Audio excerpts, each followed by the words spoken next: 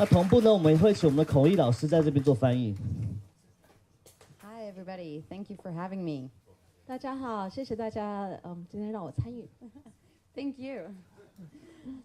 So my name is Noa. I'm originally from Israel. I moved to Taiwan about a year and a half ago after realizing there is a very big need here for people with my skill set and English capabilities and marketing know-how. And I wanted to talk to you today about the method that we use at Noa'sMark on how we manage our clients and how we go about doing marketing campaigns and business strategy, and that is called Jobs to be Done. 那大家好，我是 Noa， 我是Noa'sMark 的执行长。然后我大概在1年半前从以色列搬来到台湾，因为我了解到说，其实台湾有很多企业，他们需要像我这样子的一些相关的行销的能力。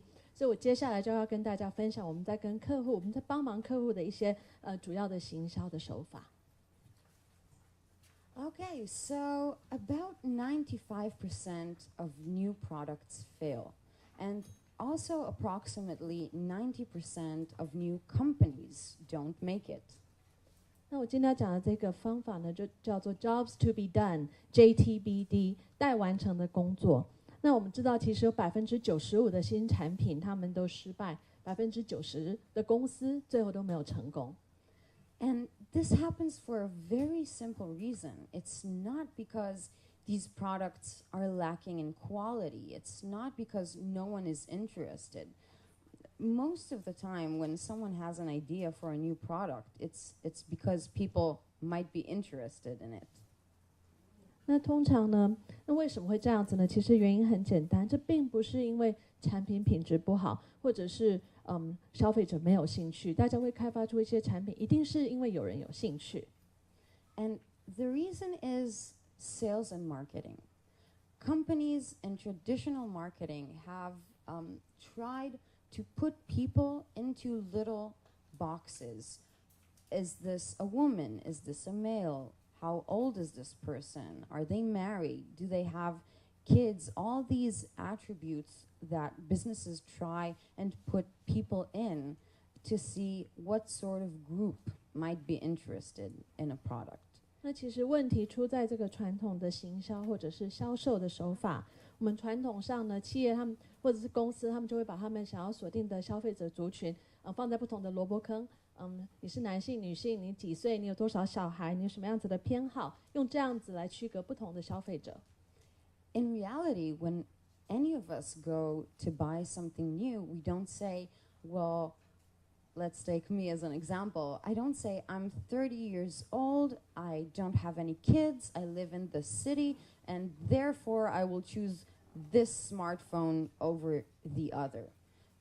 The truth is that when I need to buy a new smartphone, I look at Apples and Samsungs and HTCs, and I think about all of the different qualities of these products, what can I get out of them, and then I choose the product that is best fitting for me, for my needs. 那事实上，以我自己为例，如果我要去买一个智慧型手机的话，我并不会想说，因为我30岁没有小孩，住在城市，所以我就要买 A 品牌的手机。我是到商店里面，然后看好有不同的手机品牌 ，Apple、HTC、Samsung， 然后我再看这些产品不同的这些特性，然后看哪一个最合适我自己。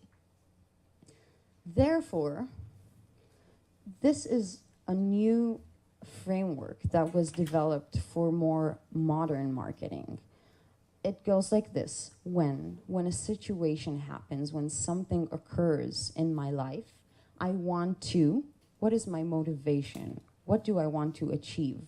And so I can. What is the expected outcome? Why?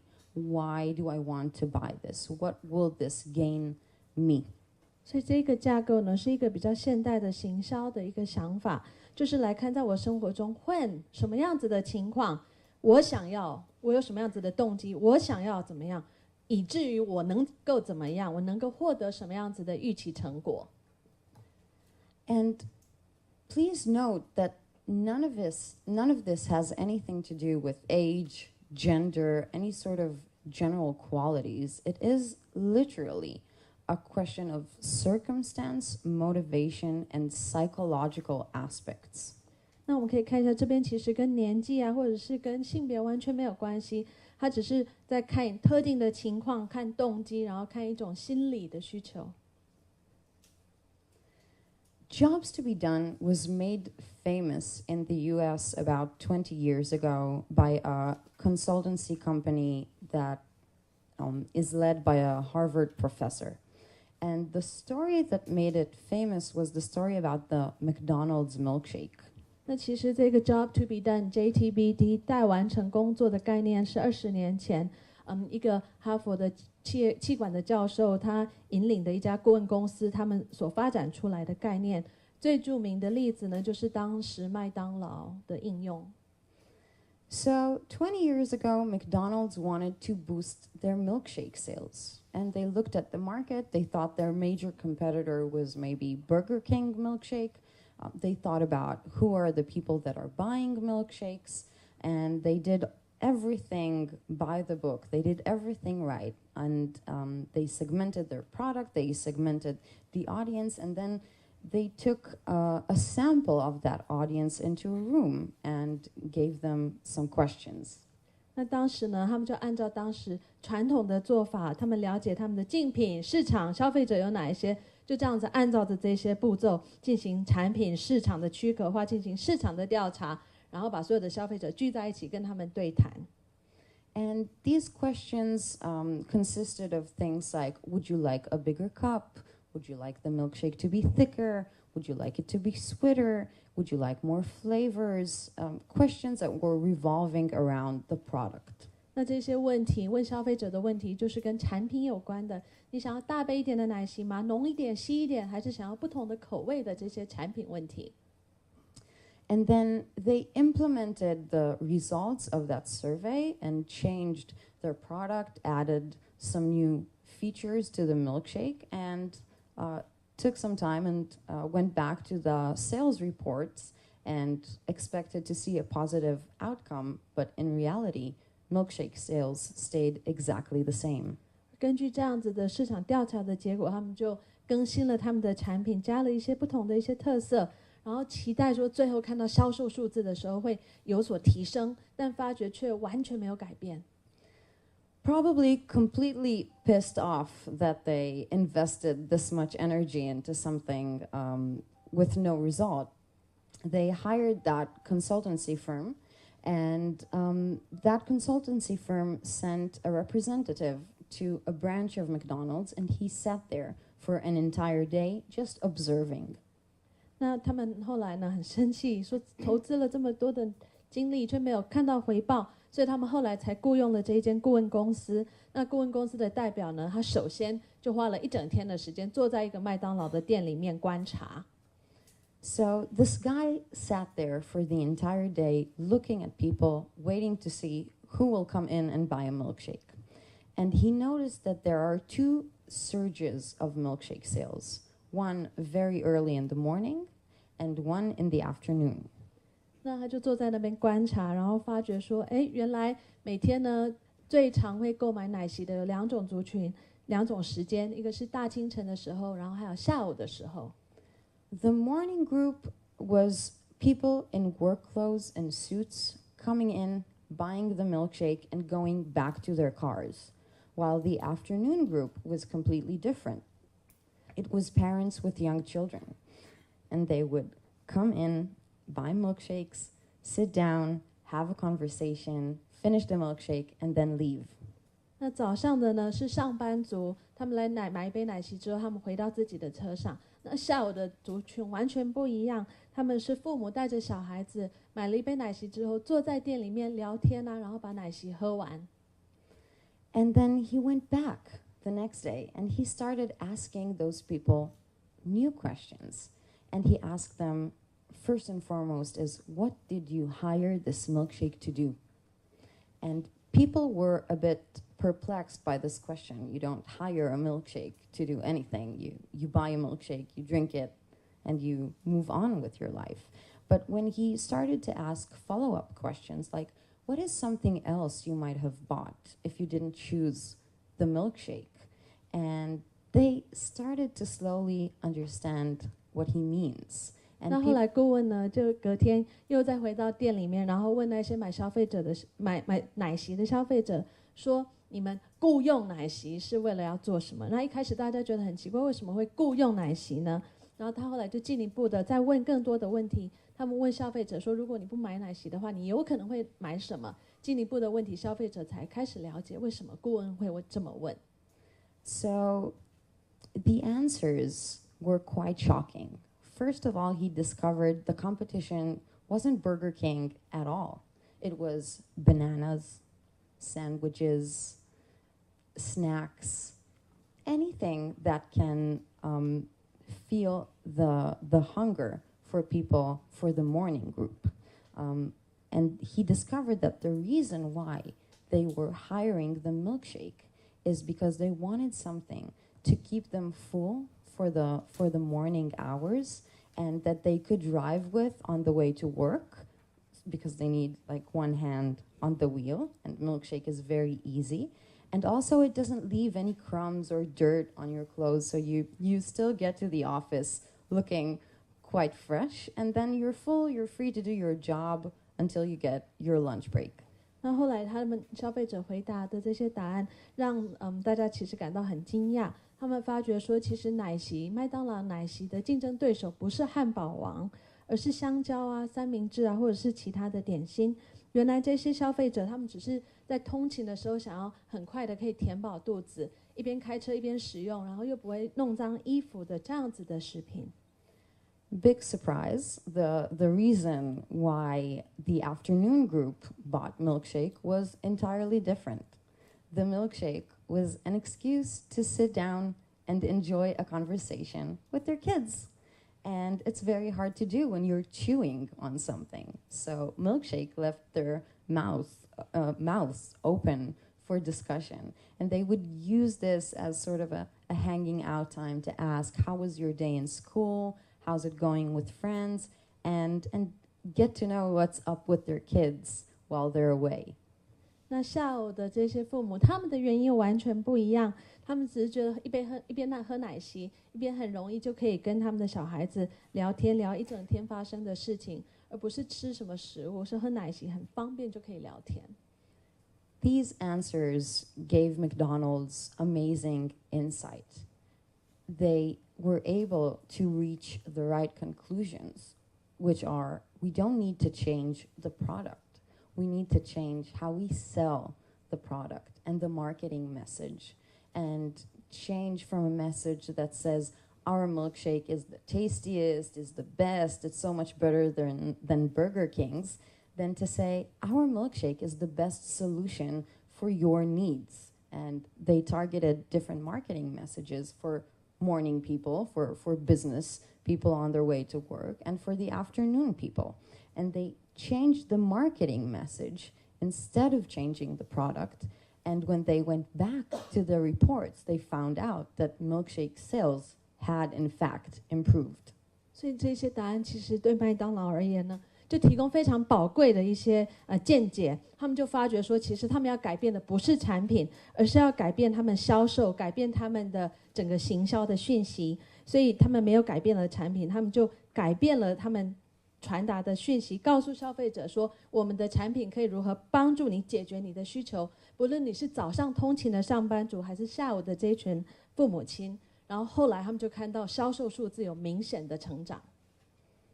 So, at Noa'sMark, we took the jobs to be done methodology for sales and marketing, and we're implementing it on all aspects of the business. Now, any type of business has a number one job to be done. Can anybody guess what that is? 那我们就采用着这样子 JTBT 的方法，应用在我们所有的行销跟所有的销售，执行在各个层面。那每个企业其实他们第一最重要的待完成工作，最重要的 JTBT 是什么？有人可以回答吗？ You want me to tell you? I'll tell you. It's generating revenue. 好，那我告诉你，就是要获取回报，获取收益。I get a lot of answers that say produce good products, give excellent customer service, and so many wonderful goals and dreams by entrepreneurs and business people. But the reality is, sales are not enough. If you do a sale and you underprice your product, you're actually losing money.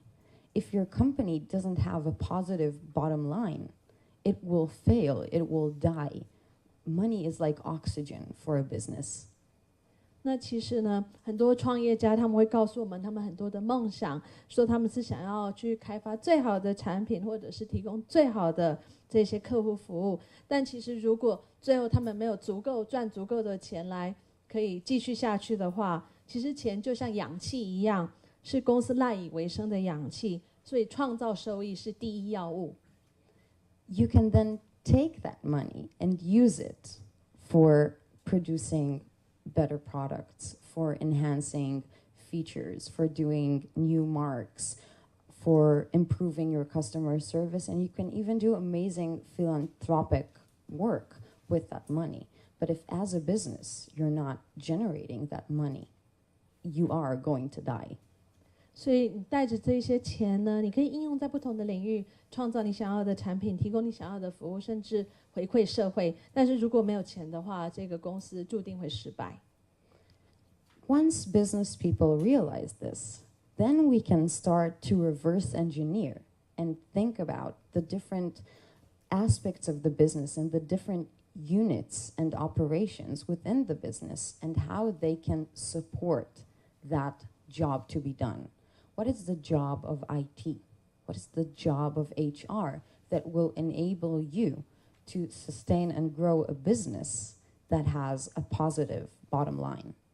所以我们了解这一点之后，我们再回头看企业公司内部的各个功能面向，你的 IT 的目的是什么？ IT 的功能是什么？人资的部门是怎么样？他们要怎么样做什么样的工作，才能确保永续成功的企业？ The first step in doing this is to determine your goals. What is it that you want to achieve? And goals can be a variety of different things. They can be fundraising goals, sales goals, they can be brand authority and exposure. What is it that you hope to achieve with your business? 那第一步呢，就是要先定目标。你这个企业、你的生意、你的目标是什么？是募资上的、销售的，还是品牌经营上的？ When using the jobs to be done framework, it is very, very easy to set the right goals because you know the time frame to achieving those goals. When? What exactly do you want to achieve? Do you want to generate 200 new clients? Do you want to generate 50,000 followers on social media? What exactly is it that you want to have? And why? What is the purpose? And that is the most important thing because that, as business leaders, as business people, will help make sure you don't allocate any energy to something that isn't necessary, that isn't leading you on the most effective path to your number one job. 那带着这样子 JTBD 的架构呢，我们就可以非常清楚的定目标。我们知道在什么样子的时间点达成什么样子的事情，有可能是200名客户，或者是社群媒体上5万名追踪者。然后为什么你做这些事情的目的是什么？所以你就很清楚的可以了解，你就可以有效的来把你的资源精力集中在最值得你投入的领域。Once you've established those goals, then you can move on to talk about your product. And it doesn't necessarily have to be a product. This can also be a service. What is it about your product that will make people want to have it, that will make people be willing to spend money on it? And most business people I know look at this from the inside out. They have an idea for something. They spend a lot of time and energy developing that something, putting in all their hard work and love and dreams into that product. And then they have to sell it. And they're very, very focused on the product itself. 那通常呢，我们一旦决定了我们的第一步什么样的目标以后呢，第二步就是来看我们的产品或者是服务，为什么人家要掏钱出来买你的产品或服务？那通常我观察到的大部分的人，他们都是从内而外，他们看的都是我有一个想法，我想要开发什么样的产品，就研发好多的精力要来研发开发出这样子的产品，产品做出来之后才想说要怎么卖。And I'm saying, or rather begging you, to stop thinking like this. Start looking at it from the outside in. Before you develop a new feature, before you think about putting in more money into R&D, think about who is going to buy this and why, and develop something that people actually want. Better yet, that they actually need. 那所以我想要请求大家，拜托大家，其实要改变传统的那样子的想法，在看待这个议题的时候，要由外而内。在你想要开发新的产品功能，或者是增加研发的预算以前呢，你先好好的想一想，有谁会为什么样的原因会想要你的产品？为什么他们会需要你的产品？ Now, usually when I give this talk, I spend a lot of time explaining about Instagram and Netflix and all these B2C examples, but I understand the majority of you today are B2B. And there is a reason why in this slide, the B2B is blank. It has no brand. And that is because 99.9% of the cases, businesses, when you sell to businesses, they care about two things and two things only: how you're going to save the money and how you're going to help them make more money. 那我通常讲到这张简报的时候呢，大家会觉得很奇怪，为什么 B2C 的我这边有讲到 Instagram 啊、Netflix 啊，可是到 B2B 这边我没有指出特定的品牌，这是因为呢，其实99.99%的这些 B2B 的这些交易呢，其实只有两个目的，要么就是省钱，要么就是赚更多的钱。So, on the one hand, this makes life for B2B people a lot easier because the message is very, very clear. You don't have to think too hard. However, there is another aspect to it. Even when you're doing B2B sales, you're still talking to another person. Just because we are at work or we put our work hat on doesn't mean that we're no longer human beings. 那我们其实这个 B2B 呢，就因为这样子的叫本质，其实它这个讯息非常的简单，就刚刚讲到的，不是要省钱，就是要赚更多的钱，讯息非常简单。但另一方面呢，其实我们不要忘记，就是不管你是 B2B 的什么样子的交易，其实还是回到人之间的一个对话。So, for B2B sales, think about it like two lines going together. One is the business, how you save the business more money, how you help the business make more money. But also think about the person sitting in front of you. What are their goals? Is this a VP you're talking to that really wants to look well in the eyes of the CEO and maybe get a nice bonus at the end of the year? Is this the CEO who wants to make sure the board is backing his or her decisions? So, to keep the boat running, sailing smoothly. Think about who that person is. What do they want? How can you help them? Put them in the center of your attention rather than the actual product. 所以我们在追求这些 B2B 的交易的时候，其实是两个平行线。一方面是企业对企业这个要不要省钱，或者是可以赚更多钱的这样子的思考。那另一条线呢，就是人。我面对这个人，不管他是一个副总裁还是一个执行长，他在公司里面，他是不是希望可以获得更高层的支持？作为一个人跟人之间的关系，他希望我们可以如何帮助他。Now, yesterday I met with a very nice CEO who told me he's flying to Thailand to meet one of his distributors. And he said, I really want to get some feedback so we know how to improve, and how do I do that? And I told him, ask questions. And don't ask questions about you and your company, ask the distributor about himself. How can you make his life easier? What can you do to facilitate more sales for your brand? What does he feel about the sales process, about objections from prospective clients? Ask your audience questions if you want to get to know them, if you want to understand why they would engage with your brand or give you money.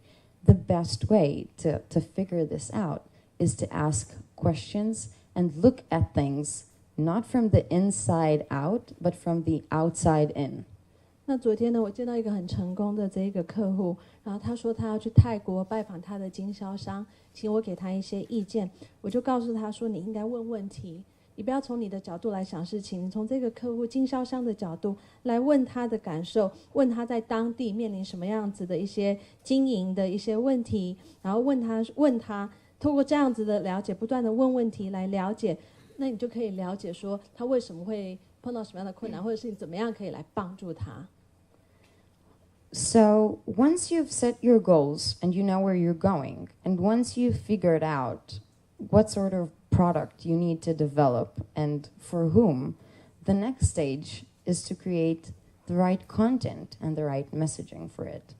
And this, again, is another area where entrepreneurs, business people make a fatal mistake. They continue talking about the products. And marketing, sales, communication between people is not about your product and what you've developed. It's about the person. Again, it's about the person sitting in front of you. And when you're figuring out what to include in your brand website, what to include in your new brochure for the next conference, I want you to think about who the people are that you're talking to, and what is it that you hope to achieve through this particular piece of content. 所以我们确定了自己的目标方向、提供的产品服务，还有对象是谁之后，接下来就是讯息沟通的部分。那我看到很多人其实在这个环节都犯了致命的错误。他们在进行沟通的时候，还是一样不断的讨论他们的产品，而没有想到这个消费者，想到人。所以不管是我们要建立我们的网站，或者是我们的广告相关的说明传单的时候，我们要非常清楚的了解谁在聆听，谁在接受我们样的讯息，透过这些媒介希望可以达到什么成果。 So just like your business has goals, your products have goals for your customers, your content should have goals for you. What is it that you hope to achieve with a brand website? Do you have an online store? Are you hoping to generate sales? Are you hoping for people to leave you a message with their information so that they may contact you, and then a sales representative can reach back to them and start the sales process? Is it maybe to pique the interest of potential investors? What is the goal of the website? And then again, reverse engineer from how you achieve that goal to what content you want to include in this website. 就像企业有目标，产品有目标，沟通的讯息也一样有目标。如果你建立一个网站，你是要进行线上的销售、线上的商店，还是你想要让这个使用者留讯息，然后你有业务代表在跟他联系，还是你想要跟投资人沟通？确立了目标之后，你再回推来决定网站的内容应该要放哪一些。The same piece of advice goes for every single piece of content that you put out. I am constantly amazed that companies have one brochure that they use for every single event with every type of audience, with all different types of clients. This is wrong. It's a sin. It means that you're thinking about yourselves instead of thinking about the person in front of you. 那我看到呢，其实有很多这些错误，就是不管他们面对什么样的客户，在什么样子的场合，他们只有单一，整个公司就是那一份文宣，那其实这是非常不好的。这就代表着其实你以自我为中心，你并没有考虑到对方的需求。So, These are the 3 bases for sustaining and growing an effective business. 1, know where you're going. Imagine trying to operate Google Maps without giving the final address. If you don't know where you're going to be driving around in circles for hours. Once you have a clear goal, you also start to figure out the shortest way, the most efficient way to get there. 好，那这边就是3个你要达到一个永续而且可以不断成长企业的3个关键。首先你要知道你的目标方向。如果你在 Google Map 上面没有输入一个位置，最后的位置你只是一直在那边盲目的绕圈圈而已。但一旦有了方向，你就知道要怎么样用最有效的、最短的方法抵达。After you've done that, remember, your products have jobs to do for your customers. So make sure you know what they are so you don't spend millions on unnecessary R&D and time and effort on trying to sell to the wrong people for the wrong reasons. Remember what is the goal of your product. 第二个是你要清楚的记住你这个产品要完成的目标是什么，要为客户完成的目标是什么，这样子你才不会花好多钱浪费在不需要的研发，浪费时间，要把错误的产品卖给错误的人。And third and most important, this will make or break your business.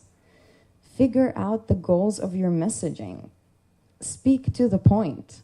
Don't talk about the things that people don't care about, like product features, like how much it weighs, how long it took you to develop it. It's completely irrelevant. No one cares. They want to know what they get out of it. What's the end benefit to them using it? That is always the right message.